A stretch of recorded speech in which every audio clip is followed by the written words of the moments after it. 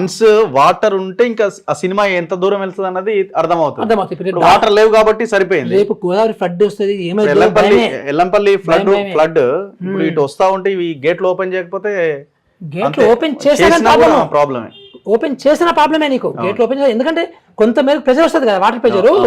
So ఎందుకంటే నీకు abstraction, dam అంటేనే అబ్స్ట్రక్షన్. సో అబ్స్ట్రక్షన్ నీళ్ళకి అబ్స్ట్రక్షన్ చేసిందంటే ఈ డ్యామ్ మీద ప్రెజర్ పడుతుంది. క్రాక్స్ వచ్చిన బ్లాక్స్ ఎందుకు ఉంటాయి? ఆ క్రాక్ వైడ్ అయింది పోతాయి.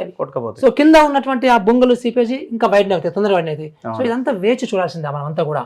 అంటే ఇది కట్టడాల ఫెయిల్యూర్ ఒక ఎత్తు అయితే, ఈ కట్టడాలు బాగున్నా గానీ ఇది ఫెయిల్యూర్ ప్రాజెక్ట్ అని నేను చెప్తున్నాను. 4 సంవత్సరాల నుంచి నేను చెప్తున్నాను ఇది. ఈ కట్టడాలు ఫెయిల్యూర్, ఇది ఫెయిల్యూరే మొత్తం డిజైన్. కానీ మొత్తానికి అసలు టోటల్ ప్రాజెక్ట్ మనం తీసుకుంటే అంటే వాల్యూ ఫర్ మనీ అంటాం కదా మనము.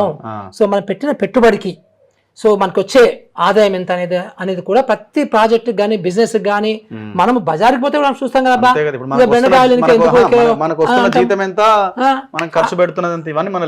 లెక్క చూసుకోవాలి కదా అంతా కూడా. సో ఇప్పుడు ఉదాహరణకి ఇప్పుడు టీఆర్ఎస్ వాళ్ళు ఏమంటారు అంటే, మేము పెట్టిన పెట్టుబడిని మేము చూసుకోలేదు, మాకు అనవసరము, సో వీళ్ళకే హెల్ప్ కావాలని, రైతులకు హెల్ప్ చేయాలనే ఉద్దేశంతోనే ఎంతైనా ఖర్చు పెట్టండి మా సారు అంటారు. ఇష్యూ అది కాదు. దీనికి 2 కాస్ట్ ఉంటాయి, 2 రకాల ఖర్చులు ఉంటాయి. ఒక ఖర్చు ఏమో వన్ టైం, అంటే ఒక్కసారి ఖర్చు పెడతాం, అంటే ఈ డ్యాములు కట్టడాలు, సబ్స్టేషన్లు కట్టడాలు, కాలువలు కట్టడాలు అంటే వన్ టైం ఇది. ఇంకోటి రికరింగ్ ఎక్స్పెండిచర్, అంటే మళ్ళీ అయ్యే ఖర్చులు. అది కరెంట్ కన్జంప్షన్, తర్వాత కెనాల్స్ రిపేర్స్, పంపుల రిపేర్లు, జీతాలు. సో ఇవన్నీ రికరింగ్ ఎక్స్పెండిచర్స్ అనమాట. ఇప్పుడు విషయం ఏంటంటే, నేను దీని గురించి మాట్లాడుతున్నాను. వన్ టైం ఎక్స్పెన్స్ ఎక్కువ పెట్టినావు, సో జనరల్గా ప్రపంచంలో లెక్క ఉంటుంది, కాస్ట్ బెనిఫిట్ రేషియో, ఆ లెక్కను మించి పెట్టినావు, 10 రెట్లు మించి పెట్టినావు, సరే పోనీ పెట్టినాం అనుకుందాం కొద్దిసేపు. కానీ ఇప్పుడు మళ్ళీ రికరింగ్ ఎక్స్పెండిచర్కి నువ్వు పెట్టిన పెట్టుబడి డబ్బులు రావాలి కదా ఇక్కడ. సో ఇప్పుడు రికరింగ్ ఎక్స్పెండిచర్ ప్రాబ్లం ఏంటంటే, అంటే మళ్ళీ పెట్టే ఖర్చు ఏంటంటే, ఇప్పుడు నువ్వు రూపాయి ఖర్చు పెడితే నీకు వచ్చే ఆదాయము 50 పైసలు వస్తుంది, 42 పైసలు వస్తుంది కాగ్ రిపోర్ట్ బాగా కదా. అంటే ఎందుకంటే 58 పైసలు నష్టం అవుతుంది కదా. సో అంటే దీని అర్థం ఏంటంటే, నువ్వు రూపాయి ఖర్చు పెట్టరు బాబు, నువ్వు రూపాయి ఖర్చు పెట్టి 58 పైసలు వేస్ట్ చేస్తున్నావు. దాని బదులు ఈ వచ్చే ఆదాయం ఈ ఖర్చు పెట్టకుండా మిగిలిన డబ్బుల్ని నువ్వు రైతులకి డైరెక్ట్ ఇచ్చేయచ్చు, సగం డబ్బులు ఇవ్వు. ఎందుకంటే ఎకరానికి 25,000 రూపాయలు సంపాదించుకుంటాడు, నువ్వు ఆ 25,000 రూపాయలు ఇచ్చినా గానీ ఇంకా నీ డబ్బు మిగులుతుంది. ఇక్కడ వయబిలిటీ అంటే ఇది లెక్క. సో ఇదంతా కూడా ప్రజలకు తెలియక ఇదంతా అబద్ధాలు ఆడుకుంటూ ఏదో గొప్ప ప్రాజెక్ట్ కట్టామని చెప్తున్నారు కదా.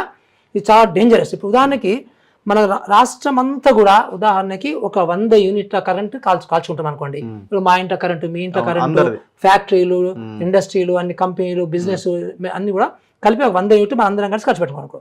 ఇప్పుడు కాళేశ్వరము వాళ్ళు ఏం చేసిన ప్రకారం అన్ని మోటార్లు ఆన్ చేసి వాళ్ళు అనుకున్నటువంటి 270 TMS వాటర్ ఎత్తిపోయాలంటే దీంట్లో 75% కరెంటు దానికి కావాల్సి వస్తుంది. ఎవడైనా గిట్ట ఏం చేస్తారా? టోటల్ స్టేట్ వాడుకునే పవర్ కి ఆల్మోస్ట్ ఈక్వల్ అంటే 3 రెట్లు, అంటే 2/3 కాగ్లో అయితే నాకు తెలిసి ఎక్కువ అవుతుంది అని రాసినట్టున్నారు నాకు తెలిసి. అంటే దాన్ని మనం పర్సెంటేజ్ లెక్కేస్తే సో ఒక దగ్గర 75% ఉంది, ఇంకో దగ్గర 85% ఉంది. సో అది ఎంతో మొత్తానికి చాలా పెద్ద, అంటే అంత కరెంట్ ఎక్కడ చేస్తావు, తెచ్చినా కానీ నువ్వు మళ్ళీ ఎంత పండిస్తావు, ఎన్ని ఎకరాలకు ఇస్తావు. ఇప్పుడు నువ్వు 3 సంవత్సరాల నుంచి పూర్తయింది అన్నావు, 36 లక్షల ఎకరాలకు అందరూ కన్ఫ్యూజ్ అవుతున్నారు, ఇంక్లూడింగ్ మంత్రి గారు కన్ఫ్యూజ్ అవుతున్న డౌట్ ఏంటంటే 18 లక్షలు 16 లక్షలు అంటున్నారు. కాదు, మీ డిపిఆర్లో ఏముందంటే కొత్త ఆయకట్టు 18 లక్షల ఎకరాలు, స్టెబిలైజేషన్ అంటే స్థిరీకరణ, అంటే పాత ఆయకట్టు స్థిరీకరణకి ఇంకొక 18 లక్షలు అన్నారు. ఈ స్థిరీకరణ అనేది ఒక మోసం, ఇరిగేషన్ ఇంజనీర్లు చేసే మోసం ఇది. ఏంటంటే స్థిరీకరణ ఏంటంటే, ఇంతకుముందు ఎస్ఆర్ఎస్పి కట్టిన ప్రాజెక్టు, ఇంతకుముందు మానేల కింద కట్టిన ప్రాజెక్టు, అది 100 ఎకరాలకు ఇస్తా అంటే ఇప్పుడు 100 ఎకరాలకి ఇవ్వలే, 60 ఎకరాలకి ఇచ్చింది అనుకుందాము. ఆ మిగతా 40 ఎకరాలు నీళ్ళు పోవడంలే, ఆ మిగతా 40 ఎకరాలకి నేను దీని నుంచి ఇస్తున్నా అంటున్నాడు. అంటే ఈ 18 లక్షల ఎకరాలు ఇంతకుముందు పాత డిజైన్లో ఉన్నవి, కానీ నీళ్ళు పోతలేవు కాబట్టి నేను దీంట్లో నీళ్ళు ఇస్తున్నా అంటున్నాడు. అట్లా ఆ రకంగా. అంటే దీని అర్థం ఏంటంటే, నువ్వు 36 లక్షల ఎకరాలకు నువ్వు నీళ్ళు ఇవ్వాలి అనేది లెక్క డిపిఆర్ ప్రకారం.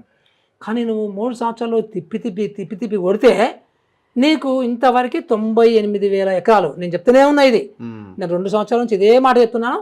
ఈ రోజు అసెంబ్లీలో కూడా అదే చెప్పారు. దట్ ఈస్ యాక్చువల్ ఫిగర్, అది చాలా క్లియర్గా. నేను 1,00,000 ఎకరాలు కూడా ఇవ్వలేదు, 1,00,000 ఎకరాలు మొన్న బస్సు యాత్రలో కూడా ప్రతి ఊరిది అదే చెప్పాను.